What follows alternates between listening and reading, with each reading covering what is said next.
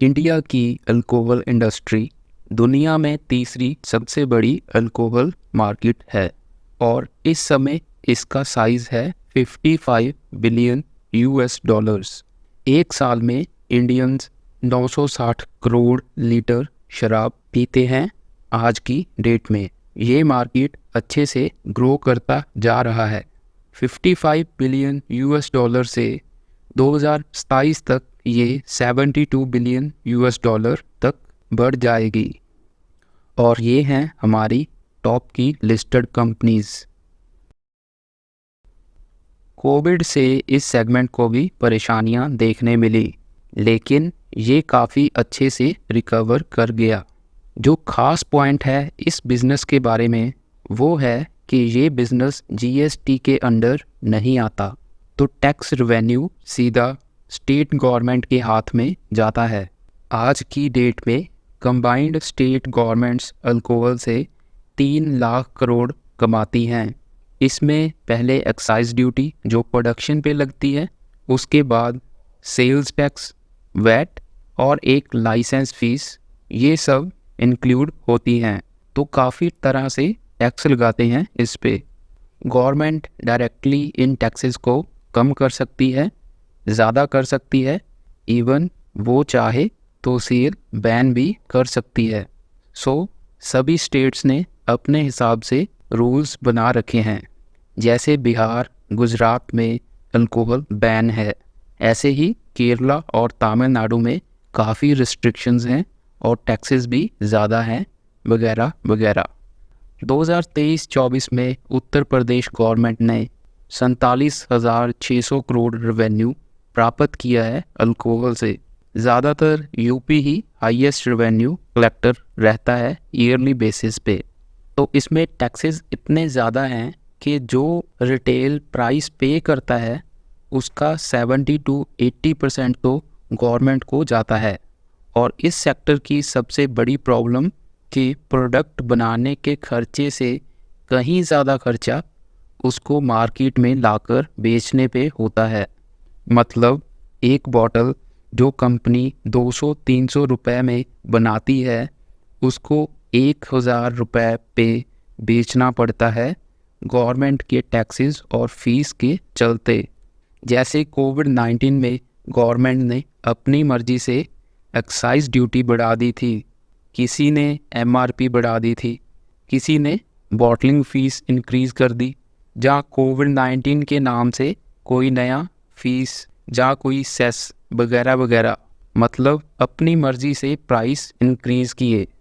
इतनी रेस्ट्रिक्शंस के चलते न्यू ब्रांड लॉन्च के लिए भी बहुत सी परमिशंस लेनी पड़ती हैं और इसमें कई महीनों का टाइम भी जाता है। तो इजी नहीं है किसी न्यू प्लेयर के लिए एंटर होना इस सेगमेंट में। और एक बड़ी प्रॉब्लम है इस इंडस्ट्री की, इसमें एडवर्टाइजमेंट अलाउड नहीं है किसी भी तरह की। इवन इन मूवीज़ आप देखोगे कि सीन आने पर इनको ब्लर कर देते हैं। तो इसको टैकल करने के लिए इनको सोडा वगैरह लॉन्च करना पड़ता है सेम नाम से। उसकी ब्रांडिंग की जाती है ऑनलाइन और ऑफलाइन इवेंट्स पे एडवर्टाइजिंग के ज़रिए। इसीलिए लीकर इंडस्ट्री में खास इन्वेस्टर्स इंटरेस्ट नहीं दिखाते। और इसको अगर अच्छे से ग्रो करना है तो पॉलिसीज़ और रूल्स को थोड़ा कंसिस्टेंट बनाना चाहिए, जो बहुत ज़्यादा चेंज होते रहते हैं।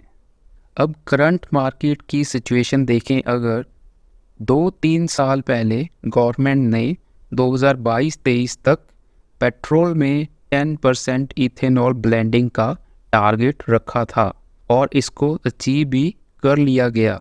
अब नेक्स्ट टारगेट 2025 तक 20% इथेनॉल ब्लेंडिंग का है और 2024 में करंटली ये 11.6% पे है। इससे क्या हो रहा है कि इथेनॉल जो कि अल्कोहल ड्रिंक्स बनाने में यूज़ होता है, उसकी डिमांड बढ़ रही है, तो इससे उसके प्राइसेस भी बढ़ रहे हैं। तो ये एक नेगेटिव पॉइंट है अल्कोहल बनाने वाली कंपनीज के लिए। सेकंड, जो इनका इम्पोर्टेंट रॉ मटेरियल है वो है ग्लास, मतलब पैकिंग मटेरियल। इसके प्राइसेस लास्ट 2 साल में काफ़ी ऊपर नीचे हुए हैं। तो ये 2 चीज़ें हैं मेन जिनके प्राइसेस डायरेक्टली इस इंडस्ट्री को इफ़ेक्ट करते हैं। अभी तक की बातों से आपको ज़्यादा नेगेटिव चीज़ें ही दिखाई दी होंगी इस सेक्टर की, क्योंकि टैक्स और रूल्स इतने बैरियर्स हैं। तो इसी बात का एक फ़ायदा भी मिलता है कि कोई नया प्लेयर इसमें जल्दी एंटर नहीं हो पाता। और इंडिया में वैसे भी थोड़ा पॉलिटिकली जान पहचान हो तो बिज़नेस अच्छा रहता है। तो जो कंपनीज इस सेक्टर में हैं वो राज करती हैं एक तरह से। अब अगर ग्रोथ की बात करें इस सेक्टर की, तो जैसे मैंने पहले बताया 2023-24 पे 55 बिलियन यूएस डॉलर से 2027 तक ये 72 बिलियन यूएस डॉलर तक ग्रो कर सकती है। और अगर और आगे की प्रोजेक्टेड नंबर्स देखें तो 2034 तक ये सेक्टर 7.2% CAGR से ग्रो कर सकता है और इसका साइज़ होगा 112 यूएस डॉलर। और इसके मेन रीजंस की बात करें अगर, तो सबसे पहले जो हमारी पॉपुलेशन लगातार इंक्रीज़ होती जा रही है, स्पेशली जो यंग जनरेशन है वो। सेकंड, जो राइजिंग इनकम और परचेजिंग पावर है वो भी इसको हेल्प करेगी। नेक्स्ट पॉइंट है इंक्रीज्ड स्ट्रेस, लोग परेशानी में ज़्यादा अल्कोहल कंज्यूम करते हैं। नेक्स्ट, सोशल और फैमिली इवेंट्स पे अब अल्कोहल को काफ़ी एक्सेप्टेंस मिल चुका है। और अगर देखें तो फीमेल्स में भी इसका ट्रेंड बढ़ता जा रहा है। और लास्ट में है इसकी अवेलेबिलिटी, सभी जगह इजीली अवेलेबल हैं ये प्रोडक्ट्स। जो एवरेज एज थी ड्रिंकिंग शुरू करने की वो लगातार कम होती जा रही है, मतलब यंग एज में लोग अल्कोहल कंज्यूम कर रहे हैं। और फाइनेंशियल ईयर 2021 में 33% पॉपुलेशन अल्कोहल कंज्यूम करती थी और 2025 तक ये नंबर बढ़कर 39% तक चला जाएगा। अब अल्कोहल को एक तरह से दिखावा बना लिया गया है, दूसरों को दिखाने के लिए और इंटरटेनमेंट के लिए भी इसको पीने लगे हैं लोग और इतने में लत लग जाती है। मेनली जो अल्कोहल प्रोडक्ट्स हैं उनको हम 4 कैटेगरीज में डिवाइड कर सकते हैं। पहला है जो इंडियन मेड इंडियन लीकर, मतलब देसी, जो बिल्कुल देसी दारू होती है वो चीज़। दूसरी है इंडियन मेड फॉरेन लीकर, इसमें विस्की, वोडका, रम, जिन, ब्रांडी ये सब आते हैं। थर्ड कैटेगरी है बियर की और फोर्थ है वाइन। अब इसमें बहुत सी कंपनीज हैं जो इनमें से कोई एक तरह का ही प्रोडक्ट बनाती हैं और बहुत सी कंपनीज हैं जो मिक्स बैग लेकर चलती है, वो बियर भी बनाती हैं, वो IMFL की प्रोडक्ट्स भी बनाती हैं। और अगर हम वर्ल्ड का डाटा उठाकर देखें तो ट्रेंड वोडका विस्की से बियर की तरफ जाता है और फिर वाइन की तरफ, मोस्टली ये ट्रेंड चलता है। लेकिन कुछ एक्सेप्शंस भी हैं, जैसे कुछ कंट्रीज़ में सिर्फ बियर ही कंज्यूम की जाती है। ये देखिए नंबर्स, वॉल्यूम का इंक्रीज़ तो ये तीनों सेगमेंट्स हो रहे हैं, लेकिन वाइन सबसे फास्ट हो रही है क्योंकि इसका बेस काफ़ी छोटा है आज के टाइम पे। एक और भी चीज़ है RTD, ready to drink products, मतलब जो कैन वगैरह में अल्कोहल प्रोडक्ट्स अवेलेबल होते हैं और उनमें कुछ ऐड करने की ज़रूरत नहीं होती, बस खोलो और पी लो। ये प्रोडक्ट्स भी काफ़ी ट्रेंडिंग हैं, इवन कोक भी इसमें एंट्री ले रहा है। इस सेगमेंट का भी फ्यूचर में काफ़ी बड़ा मार्केट शेयर हो सकता है। और जो कॉकटेल्स टाइप, मतलब काफ़ी प्रोडक्ट्स को मिक्स किया होता है जो एक यूनिक और क्रिएटिव ड्रिंक बनाने के लिए, ये भी काफ़ी पॉपुलर हो रहा है आज के दिन। इस डाटा से समझें, सभी को मिलाकर इंडिया की जो पर कैपिटा अल्कोहल कंजम्पशन है वो बहुत बहुत कम है, वैसे जो टॉप की कंट्रीज़ हैं उनमें बियर ज़्यादा कंज्यूम हो रही है, लेकिन हमारी पॉपुलेशन भी काफ़ी ज़्यादा है और बियर की कंजम्पशन भी इंक्रीज़ हो रही है, तो काफ़ी अल्कोहल और पी सकते हैं हमारे लोग। अभी इनको अपनी ताकत का अंदाज़ा नहीं है। आगे अब कंपनीज मोलेसिस की जगह पे ग्रेन बेस्ड ENA की तरफ शिफ्ट हो रही हैं फॉर वेरियस रीजंस, जिनमें से एक रीज़न है कि ग्रेन बेस्ड ENA की क्वालिटी ज़्यादा बेहतर होती है मोलेसिस से।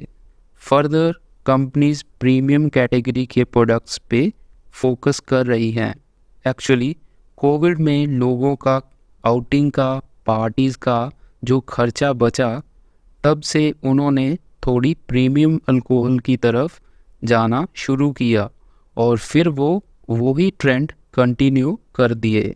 इवन कंपनीज अब इस पे ध्यान दे रही हैं, तो उनके रेवेन्यू भी प्रीमियम कैटेगरी में इंक्रीज़ होते दिख रहे हैं। इसके कंपनीज को दो फ़ायदे हैं। पहला तो इनपुट कॉस्ट को टैकल किया जाता है, मतलब बेटर मार्जिन्स मिलते हैं प्रीमियम कैटेगरी की अल्कोहल में, और कभी कुछ ऊपर नीचे भी हो जाए तो एक कुशन रहता है मार्जिन्स में। सेकंड है ब्रांड लॉयल्टी, और ऐसे प्रोडक्ट्स में वेरी हाई क्वालिटी और एक्सक्लूसिविटी से एक नीश क्रिएट करने की कोशिश कर रहे हैं ये ब्रांड्स। मतलब एक ऐसा प्रोडक्ट जो सिर्फ एक ही कंपनी की तरफ से आए और उसके सामने उसी कैटेगरी में कोई दूसरा नहीं होगा, तो पीने वाले और कहीं नहीं जा सकते। और आज के टाइम पे बहुत सी एक्विजिशंस भी हो रही हैं इस सेगमेंट में, इस इंडस्ट्री में, और बहुत सी कंपनीज एक दूसरे के साथ टाई अप कर रहे हैं, मिलकर काम करने की कोशिश कर रहे हैं ब्रांड्स। तो ये है सारी कहानी अल्कोहल सेक्टर की। गवर्नमेंट बहुत डोमिनेट करती है इसमें, लेकिन गवर्नमेंट को रेवेन्यू भी जाता है और ये सेक्टर 80 लाख लोगों को रोज़गार भी देता है, जो टोटल एम्प्लॉयड इंडियंस का 1.5% है। तो ये लॉन्ग टर्म एवरग्रीन सेक्टर है। कभी भी कोई फॉल आए तो सेफ बेट ले सकते हो लॉन्ग टर्म के लिए। इसमें PE रेशो से आप इन्वेस्ट नहीं कर सकते। वैल्यूएशंस बहुत हाई रहते हैं इन स्टॉक्स में, क्योंकि नशा है, एक बार लत लगती है तो सारी उम्र के लिए ग्राहक बन जाता है आदमी। तो आगे देखते हैं, इंडिविजुअल कंपनीज पे भी वीडियोस लाने की कोशिश करेंगे। तो आप लाइक और सब्सक्राइब कीजिएगा और वेट कीजिए हमारी नेक्स्ट वीडियोस का। और आई होप कि इस वीडियो से आपकी नॉलेज में कुछ थोड़ा बहुत ही ऐड ज़रूर हुआ होगा। So that's it. Thank you for watching.